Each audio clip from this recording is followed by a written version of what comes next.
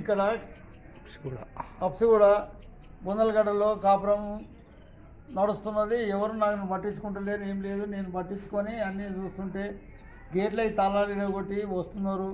మళ్ళీ మాకు బాత్రూమ్లు సరిగా లేవు, వాటర్ సరిగా లేదు, ఏది కరెక్ట్ లేదు. మళ్ళీ నేను ఏదో మన సాగులు వచ్చినప్పుడే నాకు 4 పైసలు వస్తున్నాయి కదా అని పట్టించుకొని చేస్తుంటే కూడా నన్ను కాదని తాళాలు ఇరగొట్టి అన్నీ చేస్తున్నారు. నేను ఏం చేయాలో ఏమో నాకు కూడా అర్థమైతే లేదు. పబ్లిక్ గురించి నేను ఏదో అది చేసుకుంటే కూడా నడుస్తలేదు. వచ్చిన వాళ్ళు కూడా నన్ను సరే అంటలేరు. నువ్వు ఏం చేస్తున్నావా అంటే నేనేం చేయాలన్నా ఏంటి నాది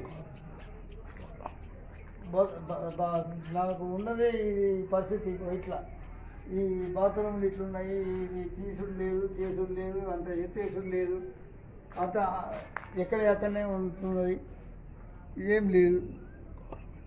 నేను పట్టించుకొని ఏం చేయాలో నాకు కూడా అర్థమవుతలేదు. ఏం చేస్తూ ఇట్లా ఉన్నాయి ఈ బాత్రూమ్. ఇవన్నీ వాటర్ లేదు, వాటర్ ఉంటే రారు, చేయరు, వాటర్ కూడా సరిగా చేయరు.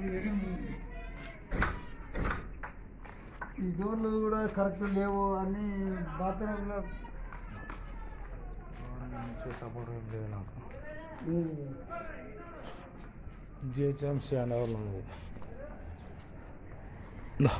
ఈ జిఎంసీ కూడా నాకు సపోర్ట్ చేస్తలేరు, నాకు ఏం సహకరిస్తలేరు, మాట్లాడతలేదు, ఏం లేదు. మరి ఏంటి ఎట్లా చేయాలి అసలు ఏంటో నాకే అర్థమైతే లేదు. చాలా కష్టం ఇక్కడ. ఘోరం. మున్సిపాలిటీ హబ్సిగూడ శ్మశాన వాటిక నుంచి మాట్లాడుతున్నామండి. ఇక్కడ మెయింటెనెన్స్ అస్సలు బాగలేదు. ఒక ఆయన ఉన్నాడు మెయింటెనెన్స్ చేస్తున్నాడు అంటుండు, యాదగిరి అంటే ఆయన పేరు. ఆయన అయితే నాకేం తెలియదమ్మా, నేను ఏం చేయలేదని మాట్లాడుతున్నాడు. వాష్రూమ్స్ లేవు, ఏం లేవు, వాటర్ అయితే లేదు. మేమే ట్యాంకర్లు తెచ్చుకొని వాడుకోవాల్సి వచ్చిన పరిస్థితి ఏర్పడింది. దయచేసి కొంచెం ఉంచి, ఇక్కడికి చాలా మంది వస్తుంటారు పోతుంటారు, మీరు దయ ఉంచి కొంచెం ఈ శ్మశాన వాటికని మంచిగా చేయగలని కోరుతున్నాం.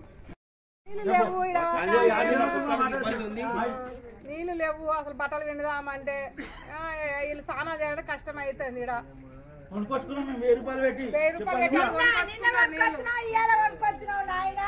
మీరు ఎట్లా చేస్తారో ఏం కథ